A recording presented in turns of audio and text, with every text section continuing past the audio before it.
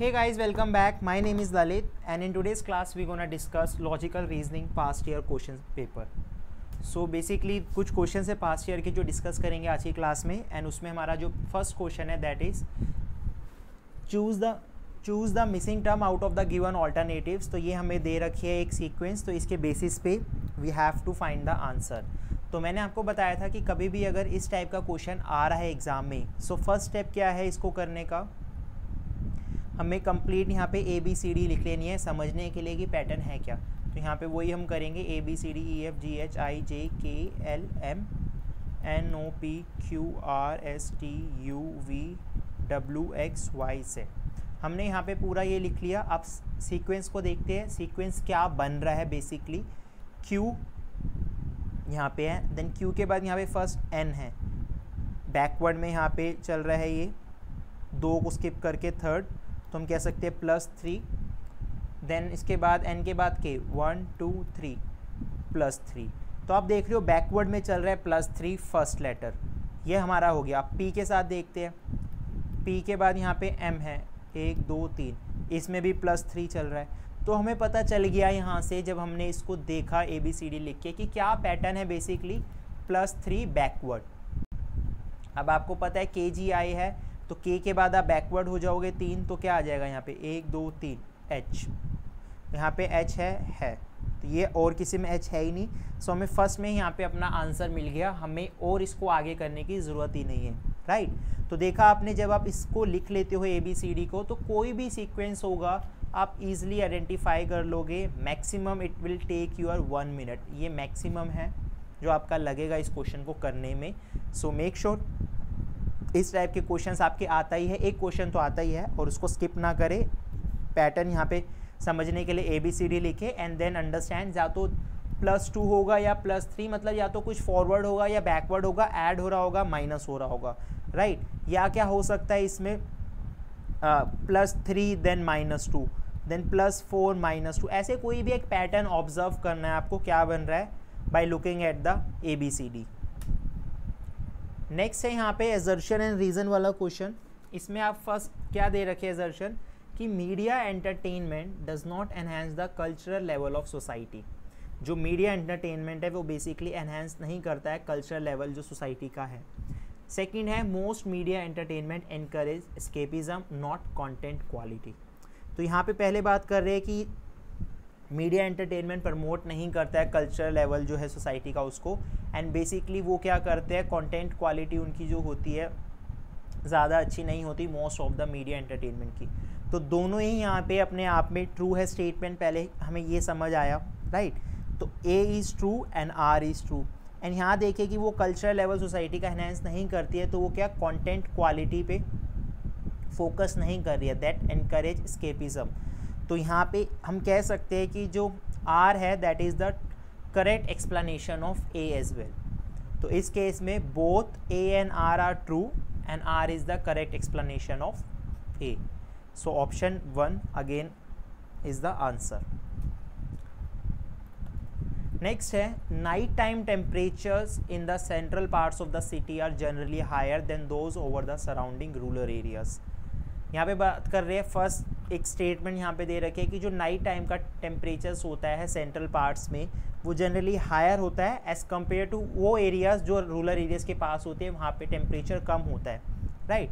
And इसका reason क्या दे रखा है, radiation losses over the urban areas are less than that over the rural areas. कि जो रेडिएशन लॉसेस होता है बेसिकली, तो यहाँ पे रेडिएशन जहाँ पे ज़्यादा होगा वहाँ पे क्या होगा, टेम्परेचर ज़्यादा होगा। तो उसके बेसिस पे यहाँ पे रेडिएशन से इसको लिंक करके इसका रीज़न दे रखा है। तो again it's a correct explanation कि night time temperature central parts of city में क्यों ज़्यादा होता है, because of the radiation. And अगर हम रूरल एरियाज़ की बात करें वहाँ पे कम क्यों होता है, क्योंकि वहाँ पे जो रेडिएशन जो है कम होती है as compare to the urban areas. So again both A and R are true and R is the correct explanation of A। Next question is identify the reasoning in the following argument. Writing on paper is similar to writing on the board. तो हमने ये करी थी statements reasoning करी थी, inductive reasoning and deductive reasoning and all. तो उसमें हमने पढ़ा था कि जब भी कहीं पे सिमिलैरिटी की बात हो रही है, जहाँ पे आपको वर्ड दिख जाए सिमिलर, वो किस में आ जाता है, एनोलॉजी।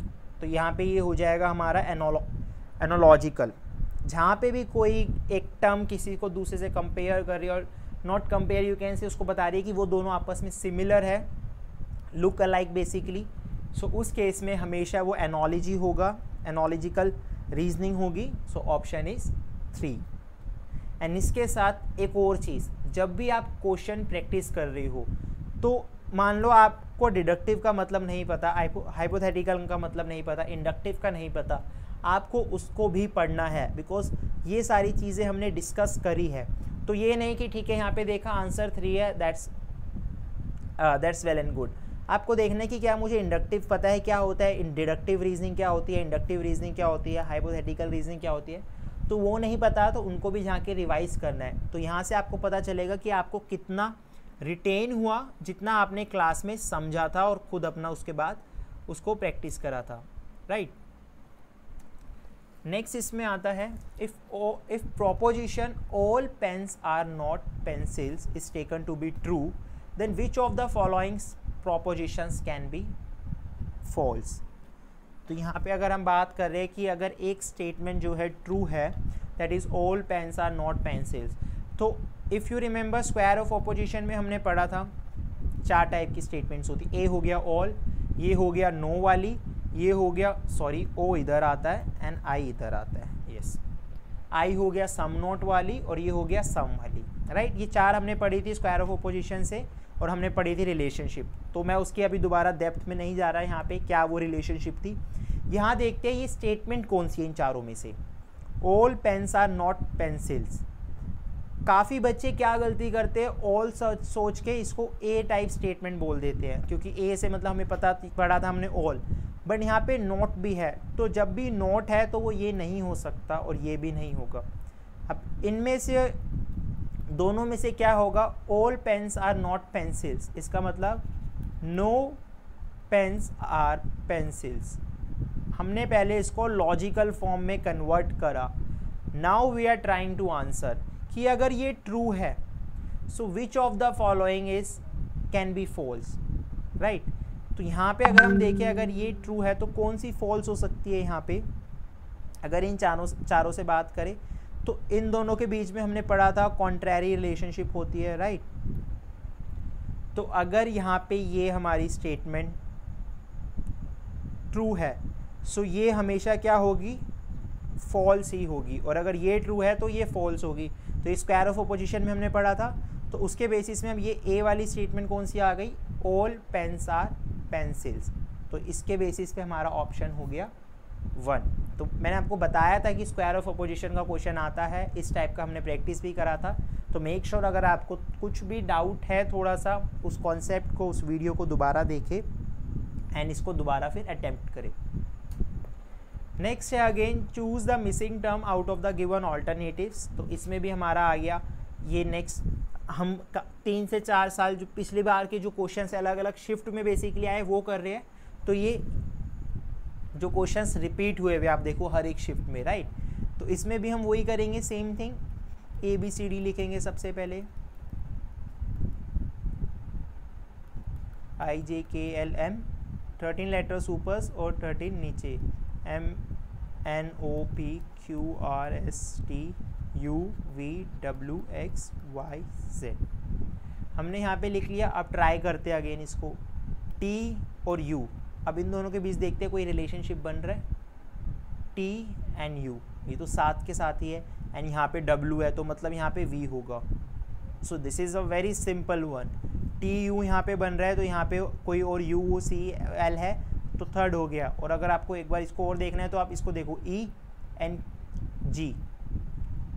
G, देखो एक स्किप हो रहा है देन G, राइट। अब यहाँ पे आप देखो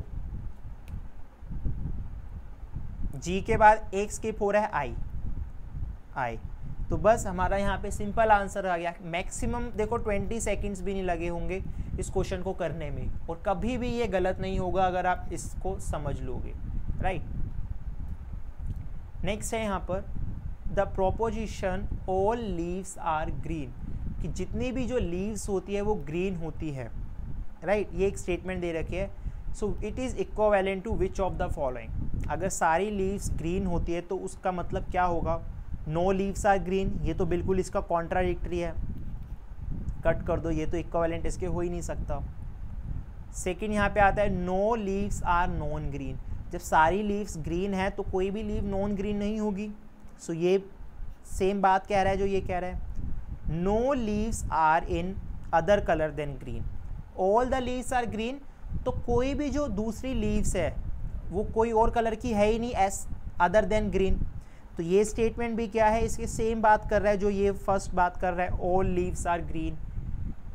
नेक्स्ट है नो ग्रीन इज लीफ। इसका और इसका यहाँ पे कोई इक्विवेलेंट अगर हम करें बेसिस पे कुछ कंपेयर करें, कुछ नहीं हो रहा है। तो इसके बेसिस पे मतलब जो सेकंड एंड थर्ड स्टेटमेंट है वो दोनों सेम बात जो कह रहा है, जो यहाँ पे हमें प्रोपोजिशन दे रखी है, राइट। तो इसके बेसिस पे हमने पहले यहाँ पे देखा स्टेटमेंट को, समझा, ऑप्शंस देखे कि कौन से ट्रू है हो सकते हैं यहाँ पे, and then now move forward to the options. Second and third हमारा कहाँ पर है, option number 4। We just click the answer. So ऐसे आपको इस टाइप के क्वेश्चंस करने हैं और इसी टाइप के आपके मोस्टली जो भी हम कर रहे हैं अभी तक वैसे ही आपके क्वेश्चंस आएंगे। नेक्स्ट है when the subject and predicate of both the premises is same but they differ only in quantity. तो यहाँ पे अगेन AEOI अगर हम बनाएं, क्वांटिटी मतलब क्या, मतलब कि ऑल और सम की जब हम बात करें तो ये दोनों का सब्जेक्ट सेम है, प्रेडिकेट सेम है कि all mens are brave, right. और यहाँ पे मैंने बोल दिया सम मेंस आर ब्रेव। तो आप देखोगे सब्जेक्ट भी सेम है, यहाँ पे प्रेडिकेट भी सेम है, the difference only in the quantity, कि यहाँ पे सबकी बात हो रही है, यहाँ पे कुछ की बात हो रही है। तो इस केस में ये रिलेशनशिप, ये आई टाइप की स्टेटमेंट और ए टाइप की स्टेटमेंट, तो ये कौन सी ऐसी स्टेटमेंट्स होती है, हमने पढ़ा था। यहाँ पे हम अगर रिवाइज करें, AO कॉन्ट्राडिक्टरी होती है, ये कॉन्ट्रैरी होती है, ये सब contrary, and the last one is here subaltern. सो हमारा इससे ऑप्शन हो जाता है ऑप्शन नंबर 1। आई होप आपको ये स्क्वायर ऑफ अपोजिशन जो हमने अच्छे से डिस्कस करा था वो याद हो। अगर नहीं है तो मेक श्योर आप इसको दोबारा से करें। इसके बेसिस पे आपके एग्ज़ाम में क्वेश्चन यू कैन से 99% जो चांसेस होते हैं कि आते ही है। Next is given below are 2 premises with 4 conclusions drawn from them. Which of the following conclusions could be validly drawn from the premises? तो यहाँ पे हमें प्रीमाइसिस दे रखे हैं, उसके कंक्लूजन दे रखे हैं। अगेन हमें बताना है कि कौन से यहाँ पे कंक्लूजन जो है करेक्ट है। तो जब भी ऐसे ऑल वाला क्वेश्चन आ रहा है, सम वाला आ रहा है, इट मीन्स हमें क्या करना है, Venn diagram, right. All fans are tubes, all fans are tubes. तो ट्यूब्स के अंदर सारे फैंस आ रहे हैं क्योंकि जितने भी फैंस है वो ट्यूब्स है। बल्ब्स आर नॉट ट्यूब्स, अलग से बल्ब्स है वो ट्यूब नहीं है, तो वो यहाँ पे कहीं पे इंटरसेक्ट नहीं करेगा, राइट। अब कंक्लूजन क्या कह रहा है, फैंस आर नॉट बल्ब्स। जब फैंस सारे ट्यूब्स है और ट्यूब्स बल्ब नहीं है तो फैंस और बल्ब में यहाँ कुछ इंटरसेक्शन नहीं है, हम कह सकते हैं ये कंक्लूजन ठीक है, right. All tubes are fans, fans तो जो है वो सारी ट्यूब्स है, लेकिन हम ये नहीं कह सकते कि ट्यूब्स भी सारी फैन है, राइट। ये हम यहाँ पे कंक्लूजन इसके बेसिस पे नहीं ड्रॉन कर सकते, तो इसके बेसिस पे ये हमारा कंक्लूजन रॉन्ग हो गया। फैंस आर बल्ब, फैंस और बल्ब की अगर हम बात करें यहाँ पे कोई इंटरसेक्शन ही नहीं हो रहा, पहली चीज़ अगर हम डायग्राम से देखें। सेकंड, यहाँ पे जब बोल दिया है कि जब ट्यूब जो है, जो बल्ब्स है वो ट्यूब नहीं है तो अलग है, तो फैंस है वो सारे ट्यूब ही है तो वो बल्ब भी नहीं हो सकता, तो यहाँ पे भी हमारा जो ये भी नहीं है जो option. And last one is no tube is bulb, tube अपना इधर बल्ब में कोई इंटरसेक्शन नहीं है, मतलब जितनी भी जो ट्यूब्स है, ये सर्कल और ये सर्कल इंटरसेक्शन नहीं है कोई भी पॉइंट, तो मतलब no tube is bulb is also true, क्योंकि जब इंटरसेक्शन ये दोनों अलग अलग है तो ये नो वाले हो जाते हैं, राइट। जब भी दो अलग सर्कल है, ये एफ है और यहाँ पे ये बल्ब है, फैन और बल्ब, अगर ये दोनों अलग है तो मतलब no fan is bulb, no bulb is fan, तो ये भी हमारा ठीक हो गया। तो conclusion 1 and conclusion 4 is the correct answer. So option में ये देखें 1 and 4 किस में हमारा, that is in option number 2। तो इस बेसिस पे हमारा ये भी हो गया। जब भी हम वेन डायग्राम बनाएंगे तो अगेन इस बेसिस पे भी हमारा कभी गलत नहीं होगा, हमें बस देखना है कौन किसके जो अंदर है लाई कर रहा है और जो अलग अलग है मतलब वो बिल्कुल एक्सक्लूड हो जाएंगे, राइट।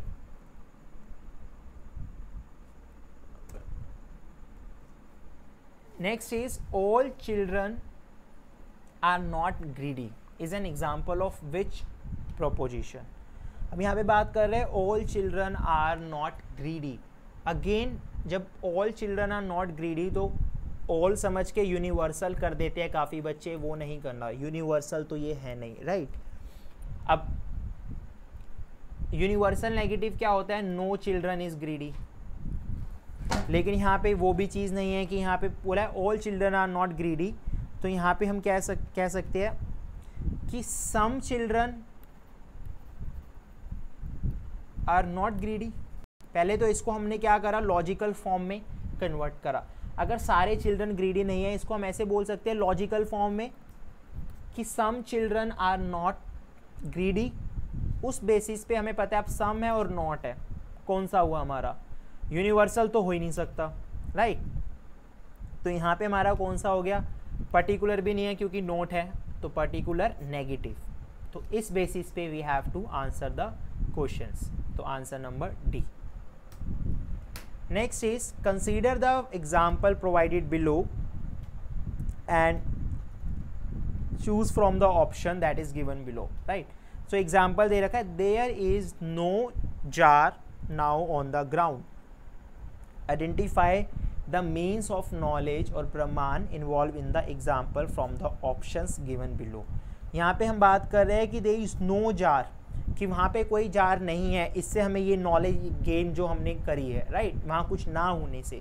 तो जब भी कुछ ना होने से हम कोई नॉलेज गेन कर रहे हैं वो क्या होता है, इफ़ यू रिमेंबर हमने ये करा था एग्जाम्पल और जार वाला ही करा था, तो वो होता है हमारा नॉन एप्रीहेंशन। और इसको मैं थोड़ा एप्रीहेंशन, ओके स्पेलिंग रॉन्ग होगी, तो इसको अगर मैं थोड़ा और सिंपल कर दूँ, जब भी नो आ जाता है, कुछ नॉन एग्जिस्टेंट कुछ बात हो रही है यहाँ पे, तो वो हमेशा हो जाता है अनुपलब्धि, नॉन एप्रीहेंशन, अनुपलब्धि बेसिकली। तो जब भी नो आ गया वर्ड यहाँ पे, किसी चीज़ की ना होने से कोई नॉलेज जो है वो मिल रही है, सोर्स है, वो हो जाएगा हमारा इस केस में option number A. Next is communication has the power to inform, persuade and misinform. Propaganda blurs the thin line between the truth and falsehood to be persuasive. अब यहाँ पे हमें इनके मतलब भी पता होने चाहिए, then only we can answer. अगर हमें इनके पहली मतलब नहीं पता कि क्या कम्युनिकेशन प्रोपेगेंडा होता है, तो इस टाइप के आंसर्स देना थोड़ा सा टफ हो जाता है, राइट। तो यहाँ पे बात करें कम्युनिकेशन में जो पावर होती है किसी को भी इन्फॉर्म करने के लिए या परसुएट करने के लिए या इवन मिस इन्फॉर्म, अगर कोई एक अच्छा कम्युनिकेटर है तो वो बहुत अच्छे से किसी को परसुएट कर सकता है या अपनी जो गलत बात है वो भी मनवा सकता है या गलत इन्फॉर्मेशन भी ऐसे प्रेजेंट कर सकता है कि उस सामने वाले को सच लगे। तो ये तो ट्रू है बिल्कुल। नेक्स्ट है propaganda blurs the thin line between the truth and falsehood to be persuasive. काफ़ी लोग क्या होता है प्रोपेगेंडा बेसिकली, काफ़ी लोग कुछ भी अपनी बात जो है रखते हैं, एंड अगर हम बात करें ट्रूथ की तो वो it is not backed up by the evidence, कि बस अपना ही एक मनाने के लिए, उस चीज़ को प्रूव करने के लिए वो बात बोल रही होती है, राइट। तो यहाँ पे जो दोनों चीज़ें हैं आपस में सेम बात कर रहे हैं कि क्यों कम्युनिकेशन में लाइक पावर है inform, persuade and miss inform करने की, बिकॉज वहाँ से जो है प्रोपेगेंडा लोग काफ़ी अपना यूज़ करते हैं कि कुछ भी, अगर मैं बात करूँ फिटनेस इंडस्ट्री में हर किसी ने अपने प्रोपेगेंडा दे रखे हैं कि ये खाने से फैट कम हो जाएगा, ये एक्सरसाइज से ये हो जाएगा, इससे बॉडी बन जाएगी, वो सारी चीज़ें। तो वहाँ पे क्या होता है, अपनी बात बनवाने के लिए एक कोई भी वो जो पॉइंट रख रहे हैं, कम्युनिकेट कर रहे हैं, राइट। तो इस केस में अगेन दोनों ही यहाँ पे ट्रू है, पहली चीज़ हमें पता चली, and R is the correct explanation of A. तो option number A. Choose the correct alternative. तो इस केस में हमें एनोलॉजी वाला क्वेश्चन आ गया कि हमें बताना है कि यहाँ पे क्या है वर्ड एनोलॉजी, हमने करा था ऑलरेडी ये भी। Cup is to a coffee as bowl is to dash. तो यहाँ पे हमें पता है कि कॉफ़ी को हम किस में डालते हैं, कप में डालते हैं, राइट। तो हम बाउल में क्या डालेंगे, dish, soup, spoon, food.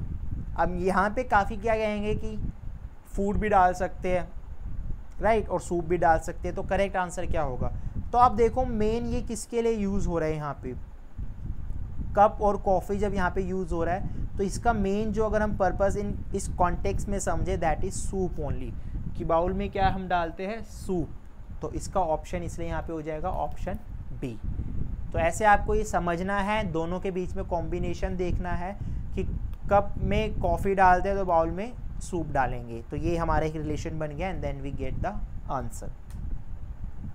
Next is no musicians